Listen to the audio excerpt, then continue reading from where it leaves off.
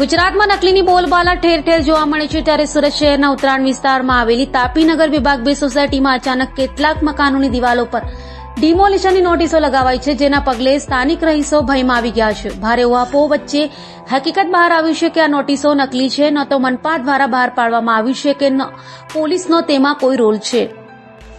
સુરત સહિત ગુજરાતભરમાં નકલીની બોલબાલા જોવા મળે છે, ત્યારે સુરતના ઉત્તરાયણમાં આવેલી સોસાયટીમાં નકલી ડિમોલિશનની નોટિસો લાગતા લોકોમાં ડરનો માહોલ જોવા મળ્યો હતો.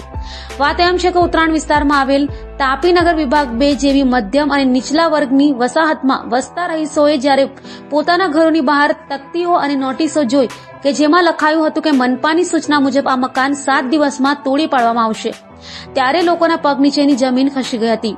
નોટિસમાં મનપા અને પોલીસ બંનેના નામનો ઉલ્લેખ હતો અને કહેવામાં આવ્યું હતું કે દરેક ગલીમાંથી 5 મકાનો તોડવામાં આવશે. જ્યારે રહીશોએ સુરત મ્યુનિસિપલ કોર્પોરેશન અને નજીકની પોલીસ ચોકીનો સંપર્ક કર્યો ત્યારે તેમને જાણવા મળ્યું કે આવી કોઈ નોટિસ મનપા તરફથી જારી કરવામાં આવી નથી. પોલીસના વરિષ્ઠ અધિકારીઓએ પણ હકીકતની પુષ્ટિ કરતા જણાવ્યું કે આ નોટિસો સંપૂર્ણપણે નકલી છે અને કોઈ અજાણ્યા તત્વો દ્વારા ભ્રમ ફેલાવવાનો પ્રયાસ છે. જો કે આ ખોટી નોટિસોના કારણે ઘણા ગરીબ શ્રમિક પરિવારોના મનમાં અશાંતિ અને ભય વ્યાપી ગયો છે. કેટલાક પરિવારો તો પોતાનો સામાન પેક કરીને ખસેડવાની તૈયારી પણ કરવા લાગ્યા હતા. બાળકોનું શાળાનું ભણતર અને વડીલોના રોજિંદા વ્યવહાર અસરગ્રસ્ત થયા છે. સ્થાનિક લોકોએ સવાલ કર્યો છે કે કોઈ અજાણ્યો વ્યક્તિ આવું કારસ્તાન કેવી રીતે કરી શકે અને કેમ સમયસર સોસાયટી કે શહેર વહીવટી તંત્ર તરફથી યોગ્ય માહિતી આપવામાં નહીં આવી. રહીશો આરોપી સામે કડક કાર્યવાહી કરવાની માંગ કર્યા છે, જેને લઈ પોલીસે આખા બનાવની ગંભીરતાને ધ્યાનમાં રાખીને સીસીટીવી ફૂટેજ, સોસાયટીના સાક્ષીઓ અને નોટિસની છાપાઈ અંગે તપાસ ચાલી રહી છે. મનપા પણ જાણકારી મેળવી રહી છે કે ક્યાંથી અંદરથી માહિતી તો લીક થઈ નથી. હું બાબુસિંહ વિજયસિંહ રાજપૂત તાપીનગર વિભાગ 2 માં રહું છું. 30 વર્ષથી અમે લોકો અહીંયા રહીએ છીએ. અહીંયા રાતના કોઈ 2:30 વાગે આવી એક મ્યુનિસિપાલિટીની નોટિસ ચપકાડી ગયા છે. એમાં લખેલું છે કે 5 મકાન દરેક ગલીમાંથી ખાલી કરવાના છે, એની જગ્યાએ અમે ગાર્ડન ઊભું કરવાનું છે.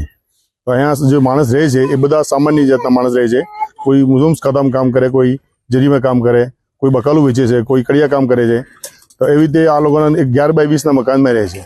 આ લોકો કોઈ બિલ્ડરનું કાવતરું હોય, ગમે તેનું કોઈનું કાવતરું હોય તો ભયનો મોલ ઉભો કરી દીધો છે.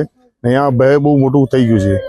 તો અમે મ્યુનિસિપાલિટી જાણ કરતા કે મ્યુનિસિપાલિટી કહી ગયા કે અમારી કોઈ એવી નોટિસ મોકલાવી નથી, બરાબર, તમે પોલીસ ફરિયાદ કરો. પોલીસ ફરિયાદ મેં કીધી છે, સાહેબ અમારી ફરિયાદ લઈ લીધી છે, પણ સીસી કેમેરા જોઈ ને પછી આગળ કાર્યવાહી કરીશ, બરાબર. અમારી આ વિનંતી છે સાહેબને અને મ્યુનિસિપાલિટી વાળાને કે આ તમારા નામનો લોગો ઉપયોગ કરી ને આજે તો આ એક નોટિસ ચૂપકાઈ છે, કાલે તમારા નામનો ઉપયોગ હું કરી દે. મ્યુનિસિપાલિટી આ ઇસમને ખિલાફ સખત પગલાં લેવા જોઈએ, બરાબર. બીજી વાત કે એવી બીજી વાર કોઈ નહીં કરે, એમાં કાંકરી ચાળો ને આ લોકો ગરીબ લોકોને મહેલ ઉભો ભયનો મોલ ઉભો નહીં કરે, એની ખાસ વિનંતી છે.